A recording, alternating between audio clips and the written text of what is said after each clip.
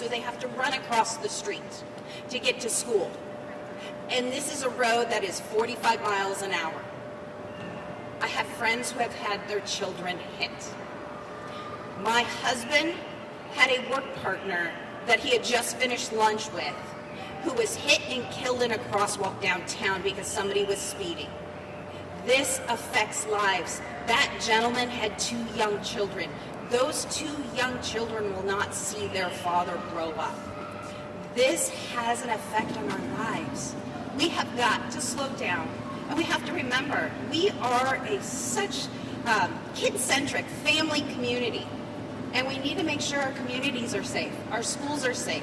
So we up here can look at how do we fund, because $5 billion is a lot of funding that we have to figure out, and that's for us as leaders. How do we make our streets safer? How do we slow things down? How do we provide deterrence to sideshows? How do we make sure our children get safely to school? Because you know what? Our children should never have to worry about somebody being on their phone, not paying attention, and speeding. And it affects their lives forever. Because what people need to remember, if you hit and kill somebody, even if it's an accident, that's involuntary manslaughter. You're going to jail. You are going to lose a lot, not just in the person that you hit and killed, but in your life as well. And so let's slow down as we can breathe, enjoy. We are now entering fall season. This is a beautiful time of year. We need our kids to get out of the cars. We need people to safely bike around the city because it's our environment. So as a mom of 2 young children, I'm imploring you. I see every single one of our schools. I see the chaos every morning and every afternoon. Let's slow down. That's all we're asking. Let's save a life. Let's not have any injuries. Let's hit that vision 0 that we at the city of Sacramento want. So thank you. And I'd now like to call up my colleague, excuse me, I got a little choked up, my bank. Good morning, everyone. I'm so proud to be standing next to our residents, to our young people, our leaders of today, not tomorrow, and all my colleagues to support this community campaign to really bring awareness about road safety throughout our city. I also want to thank Isaac Gonzalez for his leadership on launching this initiative. As a father, a community activist, I know this is near and dear to his heart. As you heard earlier from Isaac, the mission of Slow Down Sacramento is really to ensure that all Sacramentans can really reach their destination safely without the fear of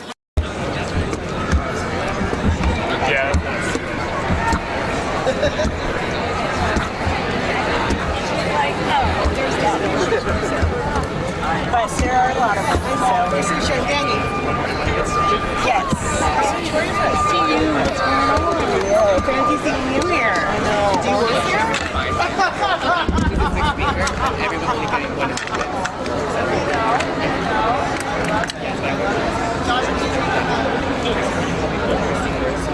Gotta do it, Chris.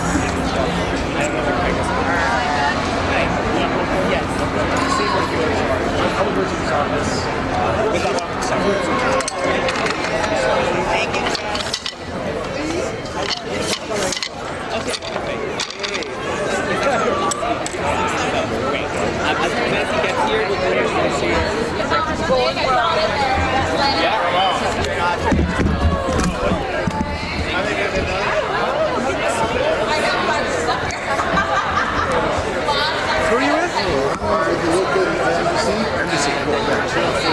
Awesome. What's your name? Cool. I'm Aaron.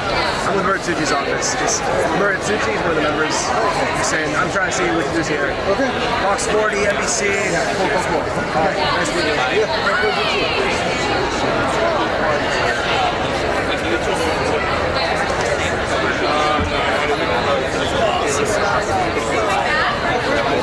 It's on the back too. That's awesome.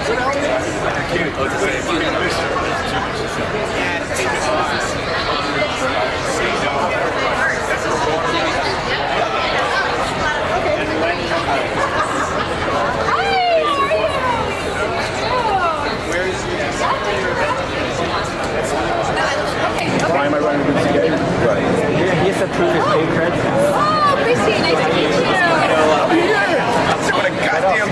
finally got one right. So take the jump.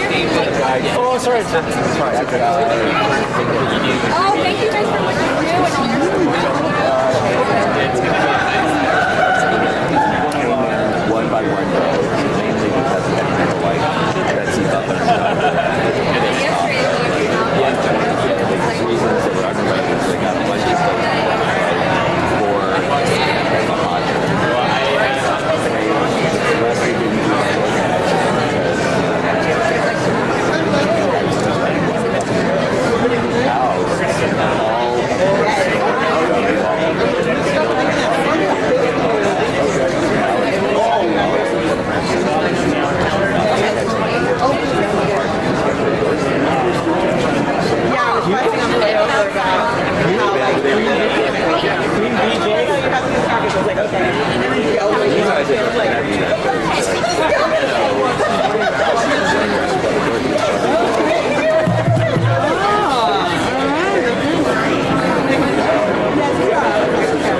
Yeah.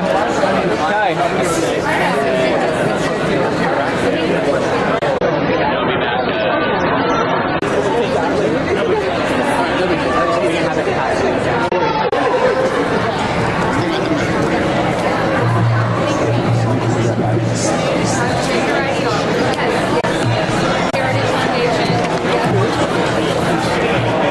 Okay, let me just make sure who's here.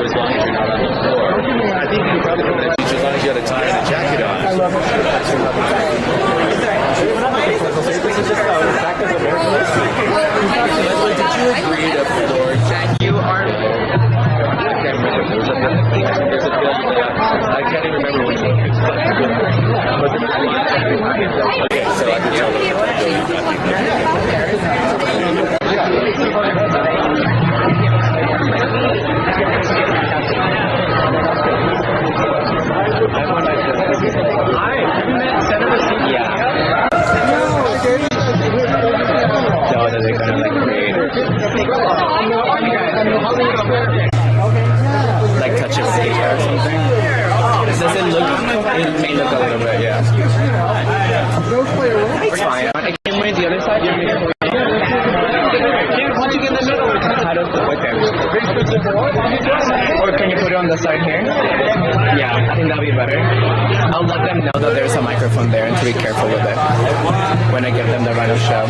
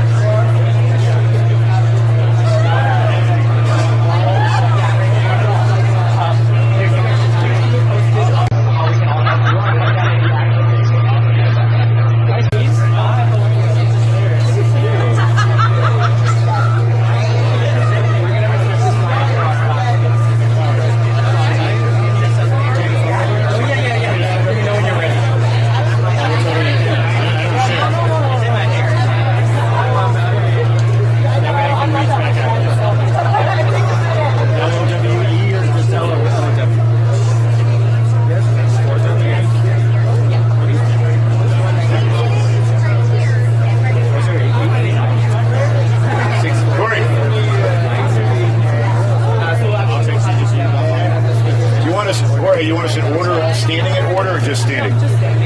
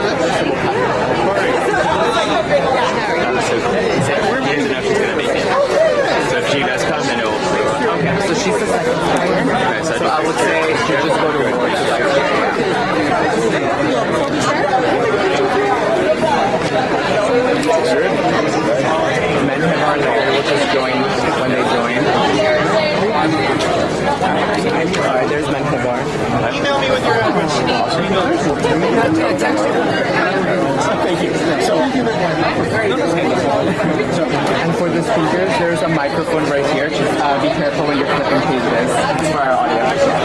Hey, Mr. Superintendent. All right. Thank you so much all for being here. We'll begin our rally in shortly. Thank you so much. Whenever you're ready, you can start. And so, Mr. Stewart, and then people will, should we tell people that in this next percent or Just how about you do that, actually?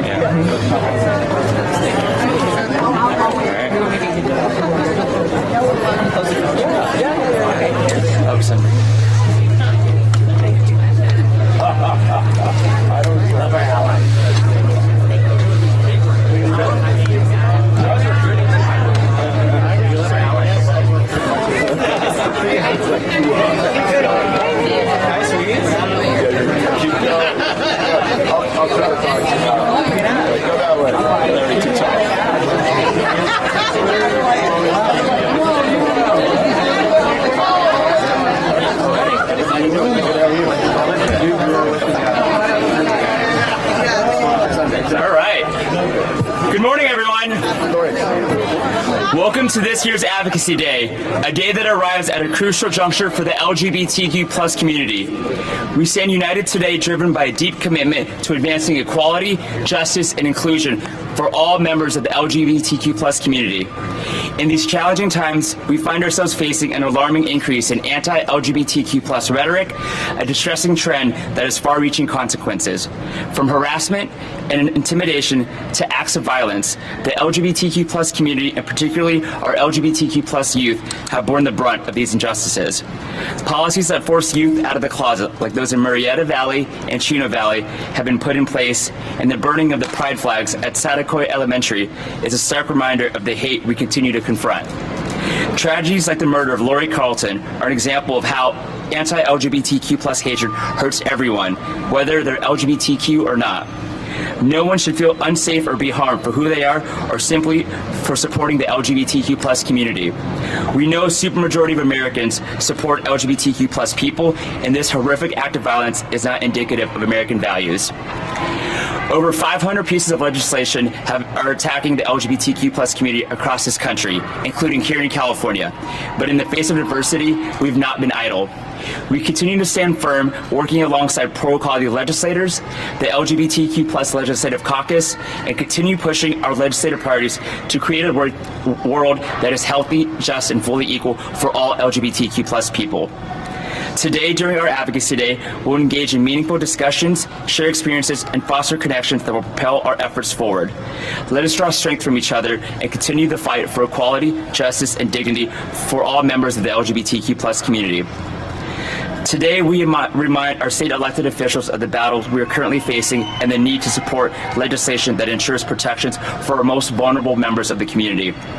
In a minute, you'll hear about some of our sponsored pieces of legislation by authors carrying these essential bills, from protecting LGBTQ plus students to increasing health access and ensuring transgender youth and their families feel safe in our Golden State. It goes without saying the past few months have been difficult. Our community and so many communities to which we belong continue to be targets of hate, discrimination, and even violent extremism. Over the weekend, we heard about the tragic loss of lives in Jacksonville, Florida, an act motivated by racial hate by far-right extremists. We know this hate does not happen in a vacuum, and it continues to be elevated by hateful politicians across our country. But what gives me hope, standing here surrounded by the strong and resilient community leaders from all across the state, surrounded by trailblazing LGBTQ plus elected officials and dedicated and supportive allies, even in the toughest of times and against the greatest of odds. To our community leaders going to meetings today, thank you for being here, for sharing your stories and your experiences, and for representing and speaking for those in community who cannot be here today. Now, it is my deep pleasure to invite the Vice Chair of the LGBTQ plus Legislative Caucus, Assemblymember Chris Ward.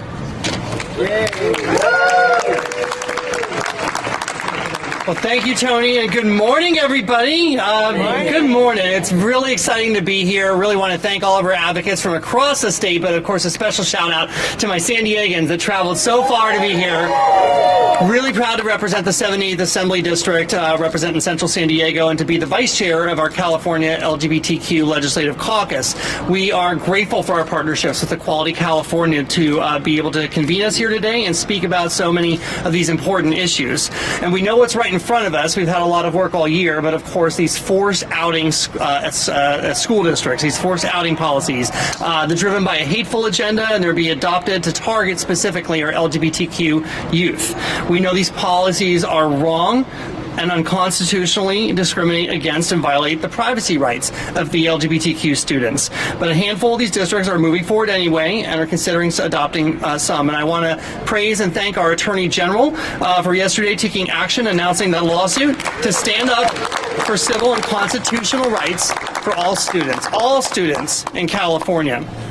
The outcome of that litigation would answer an important constitutional question in our state.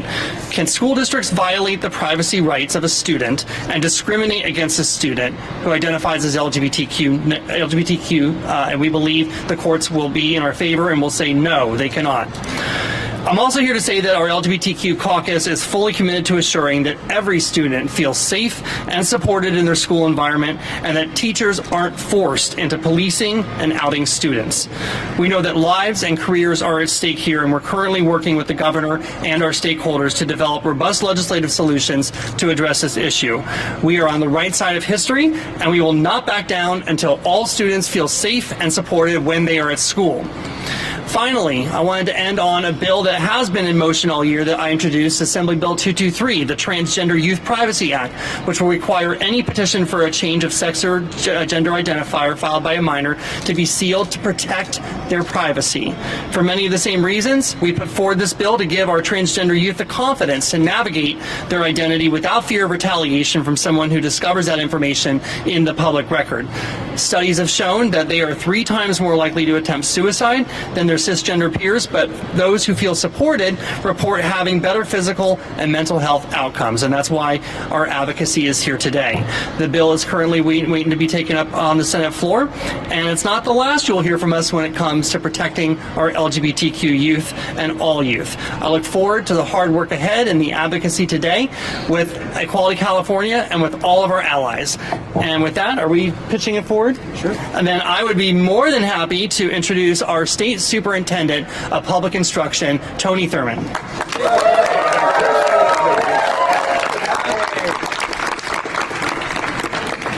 Thank you, Assembly Member. Good morning, everyone. Good morning. It's an honor to have 3 minutes here to speak today, which is a lot more than I was given at the Chino Valley Unified School District. In those 3 minutes, I just want to hearken on the great things that happen in education in our state that are sometimes overshadowed by those in places like Chino Valley and Temecula Valley.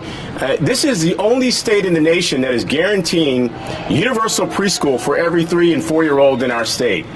the only state guaranteeing universal meals, 2 meals a day for free for any student regardless of their background. We are guaranteeing that we will provide scholarships to those who want to become teachers or mental health clinicians in our schools, and we're guaranteeing that our students will learn to read by 2026. And these are the things that the Chino Valley School Board should be focused on, not creating division for political purposes or trying to run down kids who are simply speaking up for their rights. And we will not stand for that behavior. Thank you, Equality California, for this wonderful opportunity. Thank you, LGBTQ caucus and caucus leaders. As you can see, there are representatives from all of the caucuses here today. We will not stand for that behavior. It's not lost on me that we just finished celebrating the anniversary on yesterday of the Martin Luther King march on the Capitol. This is a time for us to continue the effort for civil rights and for justice in our state. We think that the law is clear that any forced outing of our students falls outside of what the Constitution provides them in terms of safety. But we're grateful to our partner, the Attorney General, for the lawsuit that he is bringing to help clarify anything that needs to be clarified in law. And the California Department of Education will be submitting an amicus brief, a brief that is a friend of the court, to help emphasize this point. We've been investigating school districts that we think violate the rights of our students, and we will continue to stand for our students. And I'm very grateful to talk about some of the bills that you'll hear about today, like AB 1078. We think it's a great bill. It says if you ban a book to discriminate against kids, we're going to make sure that you pay a huge fee, and that fee is to mitigate the impacts that you have on our kids. We're excited to support AB 5 and many other pieces of legislation that say let's get resources to our students to support them, because we know, as you'll hear today, that maybe 4 out of 10 kids who are homeless are students who had to leave home because they were rejected because of their gender identity. We know that nearly half of our kids have thought about suicide who identify as LGBTQ+. And so what the Chino Valley Unified School District should be doing, instead of collecting signatures to promote hate and violence at a time when people have lost their lives for hanging a pride flag, at a time when African Americans and Jewish Americans and LGBTQ youth experience more violence, the Chino Valley Unified School District should remember the oath that they took to support and defend the Constitution of the great state of California and stop hurting kids and support kids in the great state of California. And we won't stand for their behavior. I'm honored to be joined by all these great leaders who are standing here, but there's some leaders who have been on the school level, on the ground level, who've been really standing up for the kids, who let us know the impacts that are being had upon our children. And there's a wonderful organization called Our Schools California, and we have one of the founders who's been doing the great work in places like Chino Valley Unified. Please provide a warm welcome for co-founder Christy Hurst.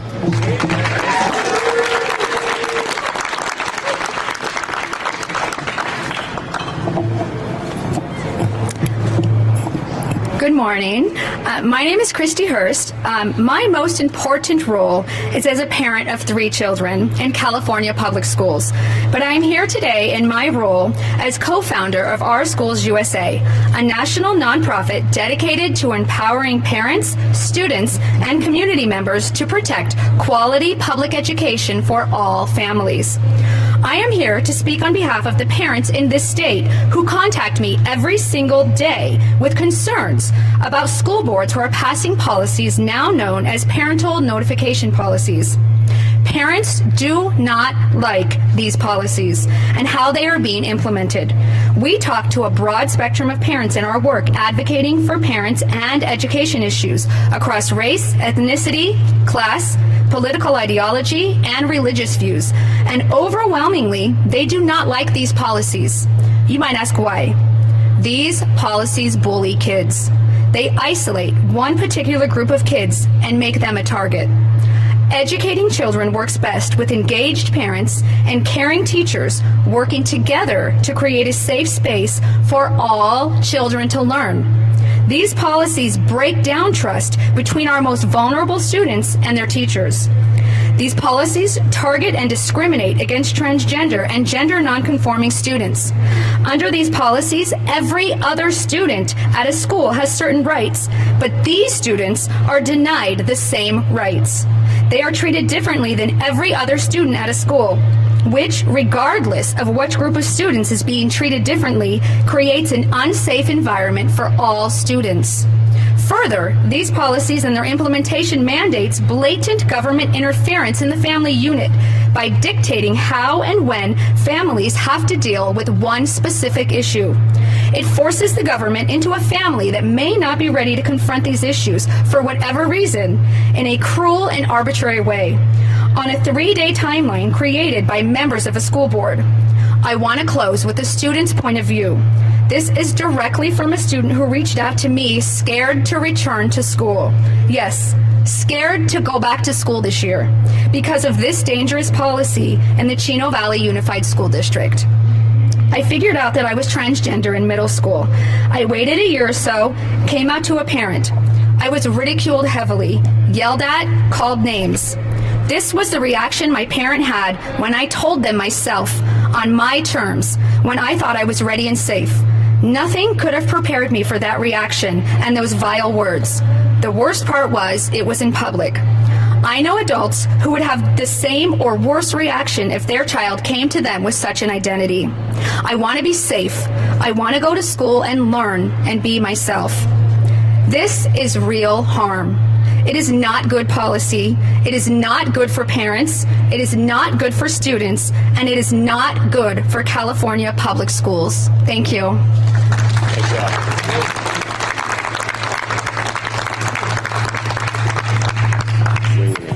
Up next, we have Assembly Member Rick Chavez-DeBoer.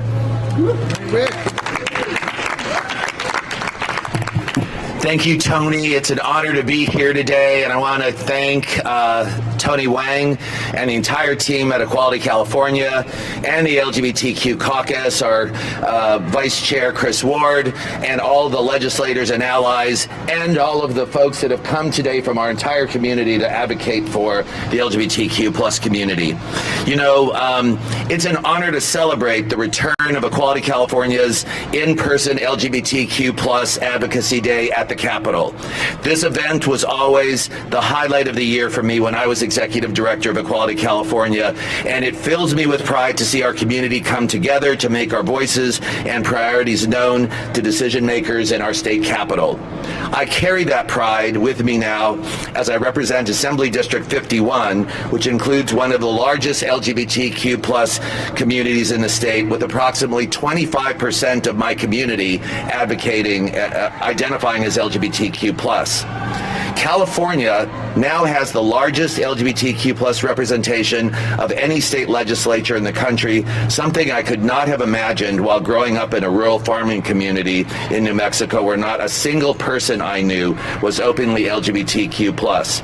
I did not have the opportunity as a child or even a young man to see representation around me.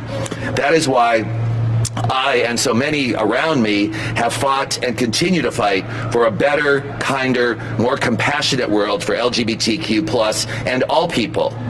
AB 5, the Safe and Supportive Schools Act, is a part of that fight. Joining us in that fight as sponsors are Superintendent of Public Instruction Tony Thurman, who's with us today. He just, oh, right here. Equality California, the California Federation of Teachers, and the California Teachers Association. It will provide training and education that teachers need and they want so that they can continue to provide safe, supportive, and welcoming environments for all LGBTQ plus students. Yes, AB 5 is about preventing bullying and discrimination in our schools and communities, but it's also about much more than that. It's about breaking the cycle of stigma and marginalization that contributes to high rates of poverty, homelessness, depression, and engagement with the criminal justice system for LGBTQ plus people. Because despite all the progress we've made, LGBTQ plus students still experience harassment, violence, and lack of discrimination in school settings far too often, and unfortunately from their own school boards and school administrations in some schools across the state. The data shows that these challenges lower lower education success and student well-being. On the flip side, having a supportive and safe network in school increases the chances of long-term success and well-being in life. Public school teachers and staff are on the front lines of supporting our students, and we have to equip them with the training and the tools that they need. So passing AB 5 will protect and uplift LGBTQ plus kids in our schools and communities, and it's one way for us to fight back against the hateful attacks that we're seeing across California in our schools. Hate directed at our teachers, hate directed at trans and non-binary and LGBTQ plus students in our schools. Your being here today fills me with pride, resolve, and hope. Pride in the telling our story and our story, and I want to thank everyone who's here today. Resolve to equip the next generation to lead and to leave behind a world in which they can thrive. And hope that together we will overcome the challenges that our community faces. Thank you for being here, and thank you, Tony and Equality California, for having me and the LGBTQ plus caucus. Thank you, Rick. Up next, we have Assemblymember Corey Jackson from the Riverside area.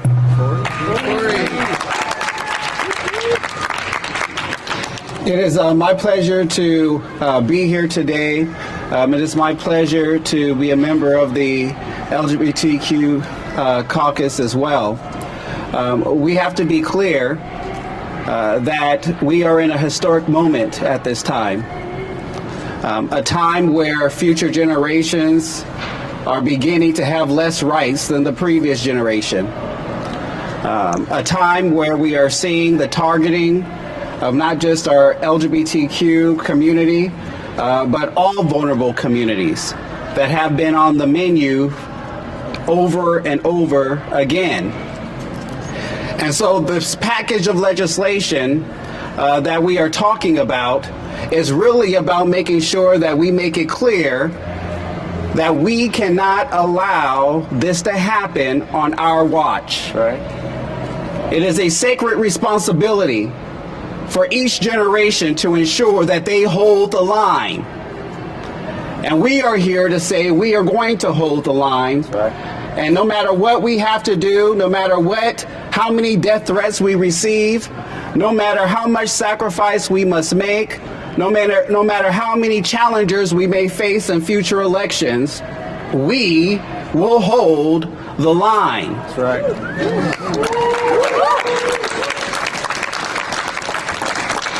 It is my honor to have introduced AB 994, which is a bill to say that when you are arrested for any particular reason, your dignity and humanity does not go away.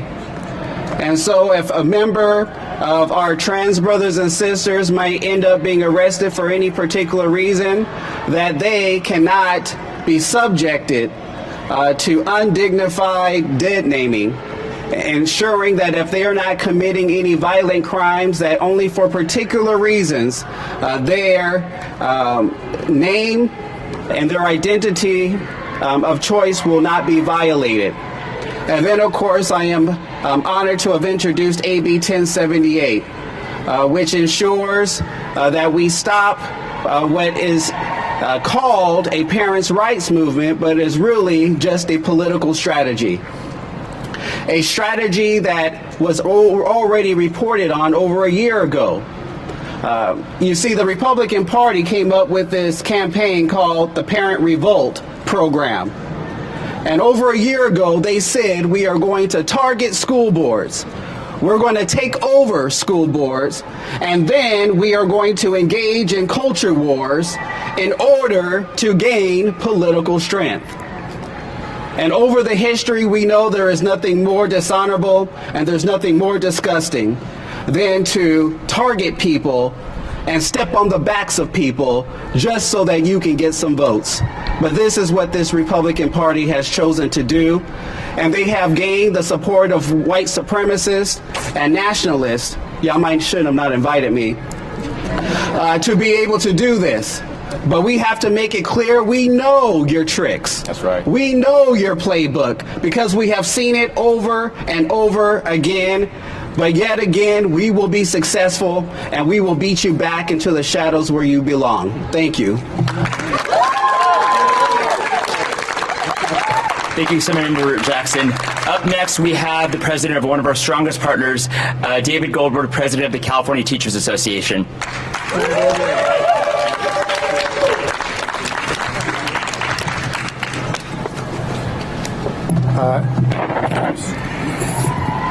Good morning. Glad to be here with everybody. Glad to be here with Equality California and your caucus. And those comments about every generation remind me, in the 90s, my aunt Jackie was one of the founding members of your caucus, and I knew how amazing the work you all have done since then. I'm really honored that, and I can tell you, as a president of the California Teachers Association, we stand arm in arm with this work. We dedicate our lives to our students. Every day we dedicate our lives. We put up with decades of disinvestment in our work, decades of disrespect, but we stand. What drives us is our connection with our students. And no cynical attack, no targeted attack on the most vulnerable students is going to get in the way of that. This is our students have a right to know their history, know themselves, and know their own names. And we will stand in solidarity with our students to protect that right. Secondly, we have 2,000 school board races coming up next year. This is where the fight is going to happen, right? These folks know they have no play here at Sacramento, statewide, and so they're taking it to the school board. Their issues they're pushing are not popular. They're not even conservative, they're radical, and they're attacking the most vulnerable amongst us. It is our job and our duty to get out there, and when we do that, when we connect with people, we win. This is a gift. While we may not have asked for it, this is a gift. This is a gift we're giving our students, where we're affirming our right, your right to exist, and we're affirming our right to defend you, and we're going to be there hand in hand with you. So California Teachers Association, we're all in on this. We honor you, we honor your support, and we look forward to standing with you and around you as we continue this struggle. Thank you.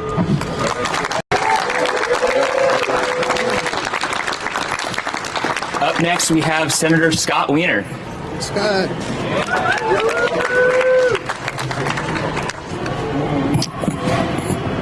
Good morning, everyone.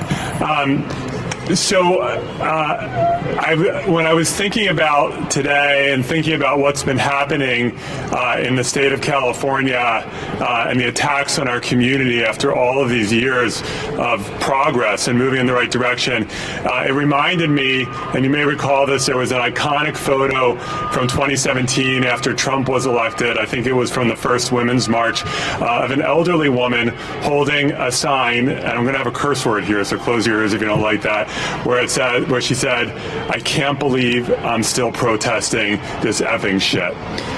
And that rings so true with what we're dealing with today. I came of age as a gay man in 1987 as a 17-year-old during a very, very difficult time for our community when there was a mass die-off of gay men and others around HIV, a federal government that basically did not give a damn about our community and that was actively attacking us.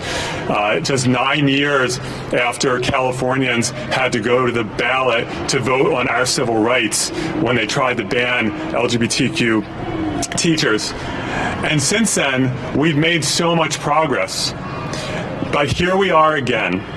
Here we are again, where once again, they are putting our civil rights on the ballot. No one should have their civil rights on the ballot. And they are now trying to make it a popularity contest for whether our children have the right to exist. They're trying to make it a popularity contest about our whether we have basic humanity and basic civil rights. And that's what this is about. And it is so deeply cynical and despicable. But this community, time and time again, when we have been under attack, we have risen up and we have said no. That's right. Not on our watch. And we're going to do that again. And we are going to put these ballot measures where they belong, on the garbage bin of history, and we're going to make sure that they stay there. And as we are playing defense, and I hate that we have to play defense, but sometimes you got to do it, we're also on offense. And we have so many amazing bills proactively advancing our community in the legislature this year, and you've heard about some of them. And I'm so appreciative to everyone who's come in from around the state to lobby today. I have the honor of authoring 2 of those bills. Senate Bill 407, which ensures that if someone's going to become a foster parent, that they understand and deeply understand that that foster child could come out. And we want to make sure that if a kid is going in a foster home, that they're able to stay in that home and they're not going to have a parent who's going to kick them out and make them homeless because the kid comes out as LGBTQ. And then Senate Bill 339, because HIV is still with us and people are still getting infected and people are still getting sick and dying, and we know how to end the HIV epidemic, and that is with universal access to PrEP for everyone at risk. And so we're going to make sure that all Californians can simply walk into their neighborhood pharmacy and get PrEP without barriers. That's Senate Bill 339. So again, thank you. Thank you, EQCA, and thank you to my amazing colleagues. Next up, we have Senator Lori Wilson.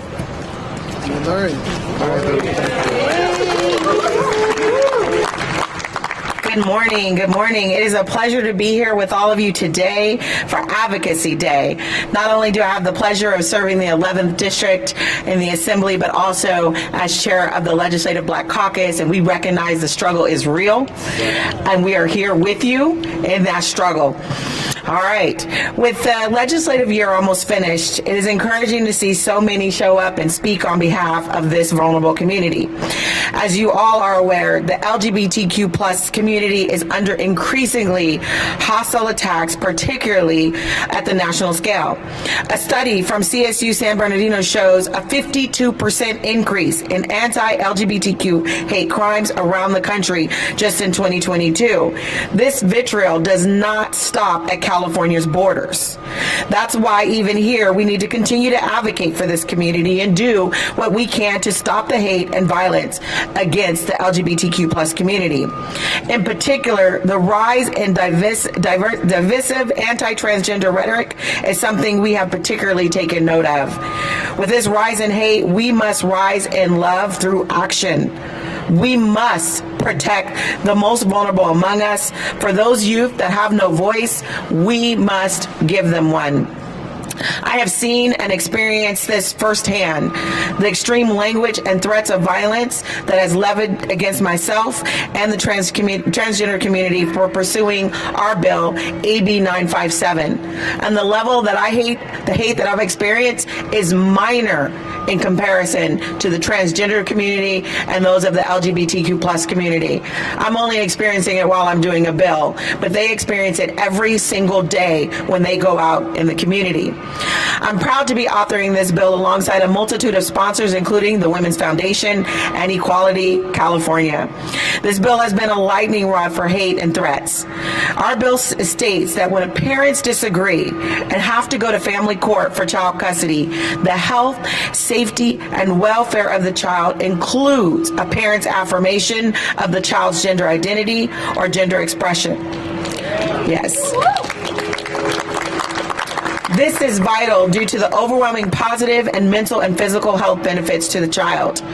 Research has consistently demonstrated that family acceptance of LGBTQ plus youth is a crucial protective factor in combating depression, substance abuse, and suicide.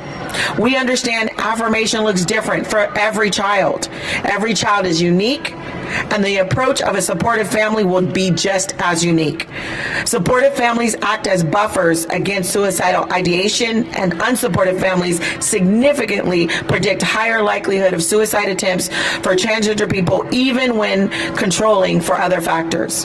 However, despite this, our bill is continuously targeted and misrepresented in order to further spread lies and hate about gender identity and the LGBTQ plus community. It only underscores the importance of active and consistent advocacy, community, and engagement on these issues and legislation in our state through events like today. I want to thank you all for letting me be here with you today as an ally, allow me time to speak with you, and I look forward to continued advocacy on these issues, my bills, and every other bill that's the high priority of the LGBTQ plus caucus. And remember, you always have an open door in my office. Thank you so much.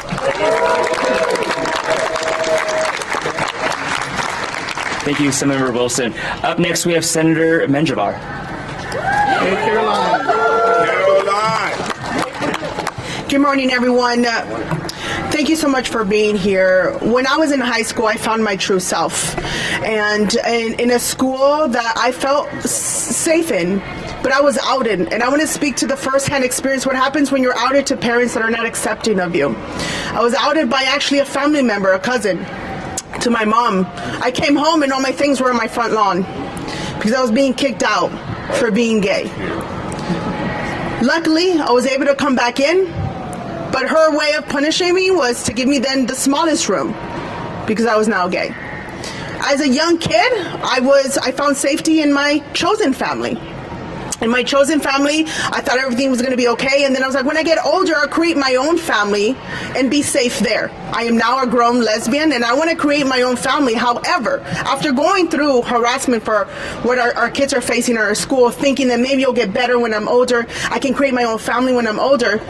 But you will only be able to do that as an LGBTQ plus individual if you have about $25,000 saved to create a family. So right now, as I'm hoping to create a family with my wife, hoping to find a safe space with my wife in my home to raise children who are going to be kind to every single individual, I have to put aside about $25,000. My wife and I saved about that much 2 years ago, but we said, do we want a house, or are we going to use that for a family? We decided to invest our nest egg into a home. Because for us, the American dream was to get this home, this white picket fence, to get children. And now we're struggling to find the money to pay for that. And that's the story of so many LGBTQ plus individuals. I just celebrated a baby shower with my best friend, twins, bless her heart, where she spent over $20,000 to start her family. That's the average that we're seeing right now. Even as the legislator, that's a tough pill to swallow, to set aside that. And if one round doesn't work, you're putting more and more money in, which is why I'm so honored to have introduced SB 729 to ensure that our health plans cover infertility services, cover IVF. We are 14 states behind. We always say California leads from the front, but we're not in this arena. We are the champions of reproductive rights, freedom, justice, but it also means that we ensure and protect someone's right to start a family. Now, I will always say that I'll be on the front lines, fist up in the air, to protect your right to not have a child, but that should be the same kind of energy we have to protect someone's right to start a family. So, with Equality California support, we've gotten this bill the furthest it's ever gotten in the legislative process. It is sitting in the probes, and I know if it comes out, it will get off the floor to the governor's desk. This is an outdated, over 30-year-old discriminatory policy that tells you in order for you to get diagnosed as infertile, you have to prove a year's worth of heterosexual sex, unprotected sex. I can't prove that. A lot of my LGBTQ plus family cannot prove that, which means I won't get the services needed to start a family. Let's make sure we're changing this discriminatory, outdated law. Let's ensure we're providing, after K-12, perhaps a harassment of our LGBTQ plus youth, a way to start a safe family, a safe bubble for them. Thank you, Equality California. Thank you, Superintendent. And thank you to my colleagues for championing amazing bills. Thank you, Senator Menjivar. Up next, we have Assembly Member Evan Lowe. Double clutch, John. You're right. Friends, you heard what the gay agenda is. And the gay agenda is also the black agenda. It is also the Latino agenda. It is also the parents' agenda. It is also California's agenda. And what we're trying to do is just survive. These bills help to ensure that we are creating inclusive environments of pure survival, of being protected, and most importantly, being loved. And that's why we're also championing amending the California Constitution to enshrine protections for marriage equality and interracial marriage. The California State Legislature, with the support of the entire legislature, receiving 0 no votes, passed Assembly Constitutional Amendment 5, which will enshrine constitutional protections for same-sex marriage and interracial marriage, which we'll be seeing in the November 2024 ballot. This is critically important because Supreme Court Justice Thomas said specifically that marriage equality will be next. If they show you who they are, we need to believe them. And that's why it's imperative that we have a wide encompassing proposals of key agenda items and protecting everyday Californians. So we thank all of the advocates who are joining us loud and clear in the People's House, in the California legislature, to help ensure that we reflect the values of California. Next up is Senator John Laird.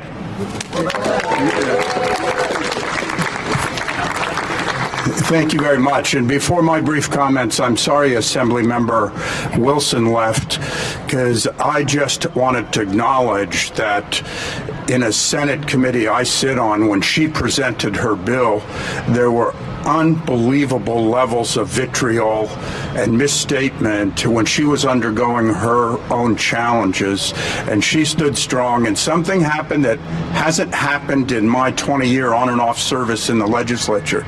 10 different assembly members came and sat in the front row right behind her to show strong support that they were going to stand with her and not put up with this. And I think she is a profile in courage, and if you just run into her the next day, you should just thank her for what she is and what she has done.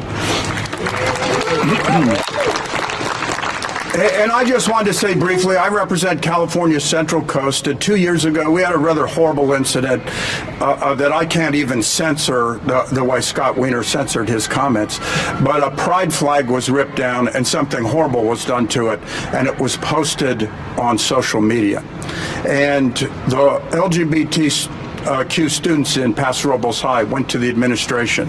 They did nothing. They went to the school board. They did nothing. So they themselves, feeling vulnerable, had to organize. And they had a town hall meeting. And 375 people came. And it became a front page story locally and around the state.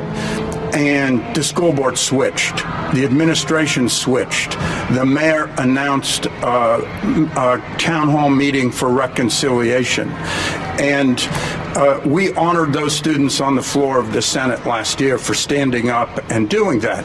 But it shouldn't be the students that have to do that. And that's why this year I've introduced Senate Bill 857 at the request of students that creates a statewide advisory committee on LGBTQ issues and has a conversation about these issues before these things happen.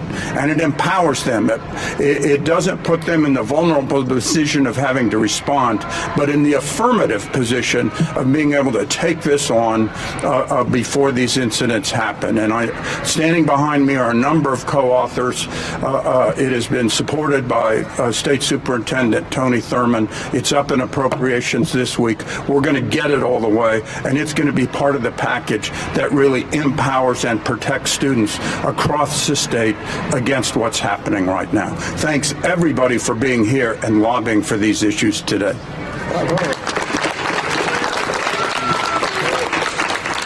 Up next, we have Assembly Member Wendy Correa. Hey. Good morning. Buenos dias. I don't know about y'all, but I'm here for the gay agenda. My name is Wendy Carrillo. I proudly represent the 52nd Assembly District, which includes the communities of Northeast LA, East Los Angeles, and the city of Glendale, which until recently was a fairly quiet town until the school board decided to support its LGBT staff as well as its LGBT students and raise a pride flag at the school, which brought in individuals from outside of the community to create chaos in our community and to instill fear and distraction as if to say you are not worthy and you are not enough. And we are here to say the exact opposite. You are worthy, you are seen, and you are enough for all of us. I have a bill that I'd like to just share, AB 1432, co-sponsored by Equality California and the California Department of Insurance. AB 1432 would require that any out-of-state health insurance company who insures California residents complies with California reproductive rights and the fact that in our Constitution we have changed the right to ensure that everyone has a right to an abortion. But most importantly, what this bill does is not only ensure that individuals seeking reproductive justice and reproductive care can come to California, but if they are insured from an insurance company outside of California, let's pick a state, Texas, that Texas still has to comply with California law for abortion care and gender-affirming care. In California, we are, in fact, ensuring that we are creating a California for all in which our constitutional amendment, no matter where someone is insured from, those insurance companies, if you want to do business with the people of California, you comply by California's Constitution. We're going to get this to the governor's desk. It's going to get signed, and we're going to make sure that gender-affirming care and abortion access continues to be a priority for the state of California. Thank you very much.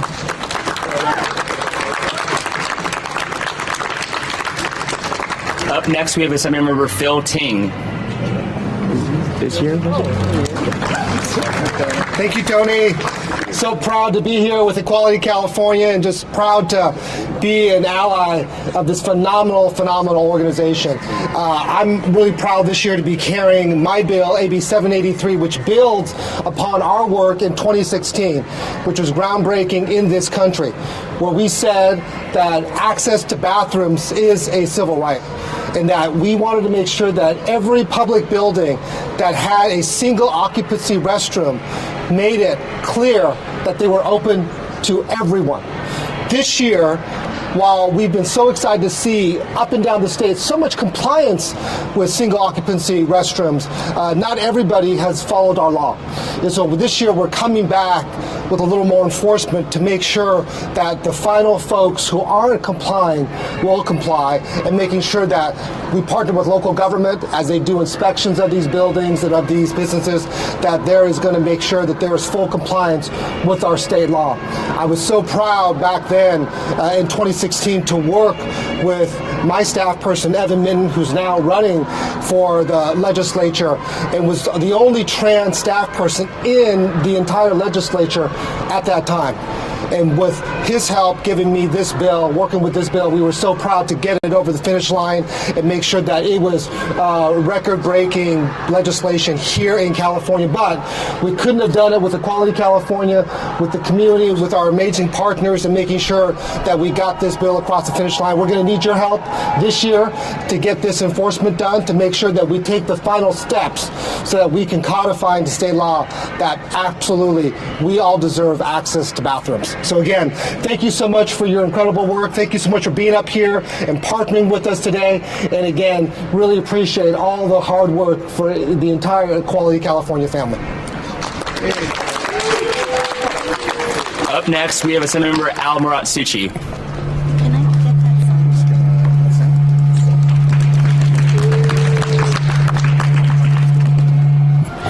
Good morning, everyone. My name is Al Murat-Suchi, and I'm proud to not only represent the Los Angeles South Bay area, but to chair the Assembly Education Committee. As the chair of the Assembly Education Committee, it is my job to make sure that we are making policies that affect more than 6 million California public school students. And that, of course, includes all LGBTQ plus students.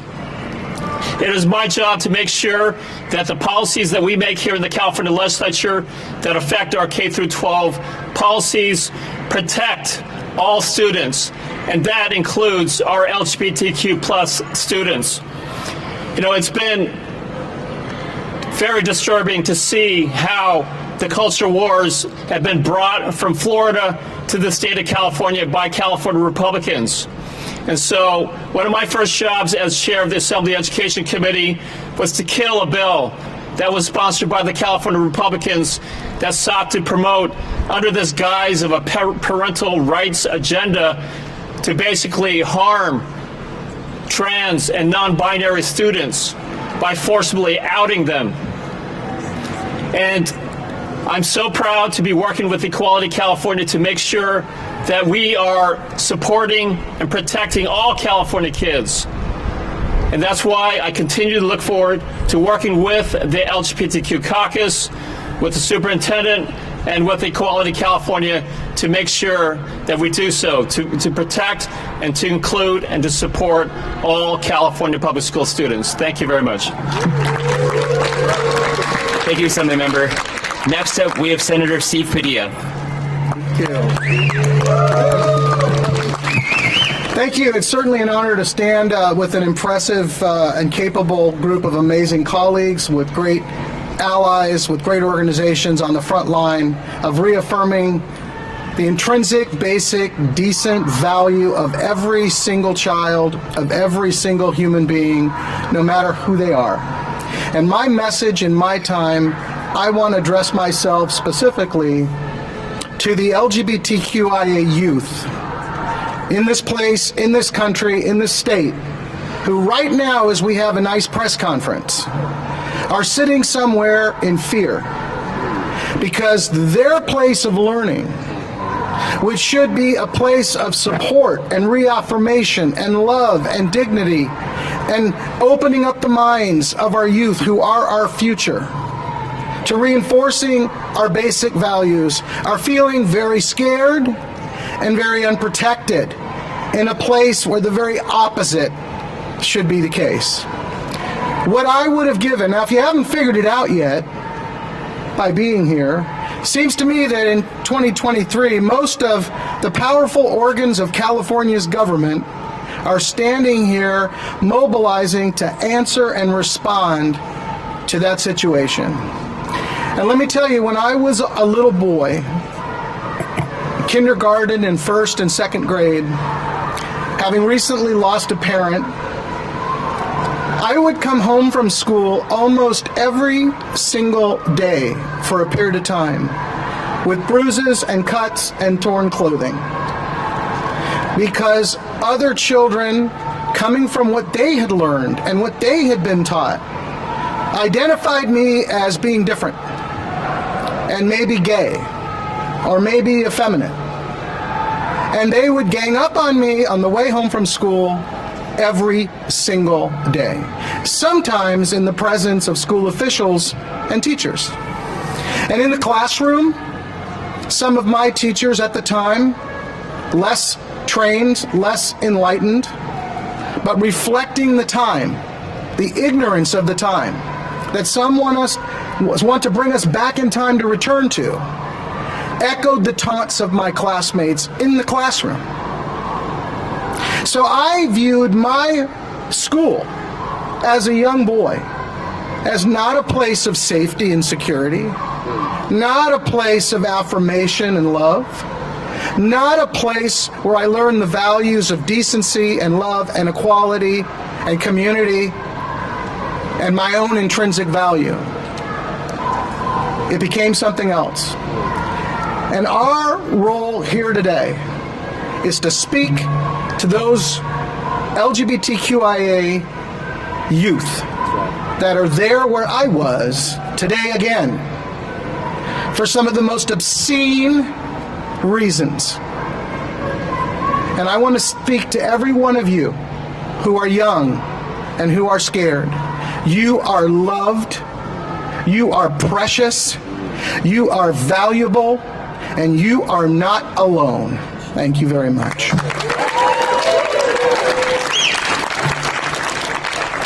And our last speaker is Senator Josh Newman. I appear to be the keynote speaker here, so I'll take advantage of my 30 minutes. And so I'm Josh Newman. I have the privilege of representing parts of Orange, LA, and San Bernardino counties. I'm also proud to be the chair of the Senate Committee on Education, and I'm proud to have had a role in moving some of the legislation through that you've heard about today from my colleagues. It's a pleasure to be here with you this morning. I'm very proud to be part of this group of legislators, all of whom have been working alongside Equality California, as you've heard, and its members to reaffirm California's commitment to equality, tolerance, diversity, and inclusion. I'm also glad to have Equality California as a partner and a sponsor this year on a bill that I'm carrying, along with the superintendent, SB 760, which would afford every California student access to a gender-neutral school restroom. You can see why I'm the keynote. I'm talking about the important stuff. Restrooms, thereby giving them the assurance, and this is important, of access and privacy, which most of us take thoroughly for granted as we go about our days.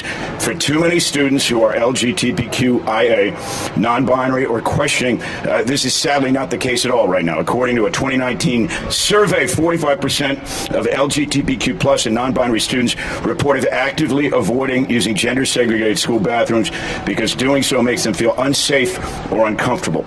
More importantly, a student who is denied access to restroom facilities appropriate to their gender identity may suffer harm in the form of dehydration, urinary tract infections, or other health problems, in addition to experiencing academic harm in the form of truancy and diminished grades. My bill, SB 760, would require every California public school to establish at least one all-gender restroom that is available to all students regardless of their gender expression and remain accessible and private all day. Craig Pulser, I saw Craig here. Is Craig Pulser, Equality's California's legislator? Where is Craig? He's probably testifying something. So this is being recorded. Please give Craig a round of applause for all his good work. And when you either meet Craig or see him today, thank him. He's been an articulate, compelling witness, not just on behalf of my bill, but on all these bills. And this morning, you've heard from a coalition of our allies that are working with Equality California to meet the rising tide of intolerance, demagoguery, and flat-out bigotry, which have unfortunately risen to the surface recently. The reasons for this surge are obviously complex, but the prospective impact of the various efforts to scapegoat, stigmatize, and relegate LGBTQ Californians is obvious, and it must be countered. We're doing that today. It must be countered articulately and aggressively, as my colleagues are doing, and reaffirm our collective commitment to respect, tolerance, and compassion. I'm glad to be here with you. Thank you to all of you, especially the folks behind me, for the work that you do. Pleasure to be here today. Can we give it up for all of our amazing speakers here today? Our state superintendent, our partners at Our Schools USA, the president of this California Teachers Association, and all the amazing state legislators that took times out of their busy schedules to be with us in community. I also want to give up it all up for our amazing community activists and partners that are here with us today, making their voices heard in the Capitol. We know we cannot do this fight unless we all speak out, and I appreciate all of you coming out today, making your voices heard from throughout the state. We're going to end the press conference and rally and go back to the convention center to get lunch, do trainings, and then we'll get into the Capitol to our meetings. Thanks so much, everyone.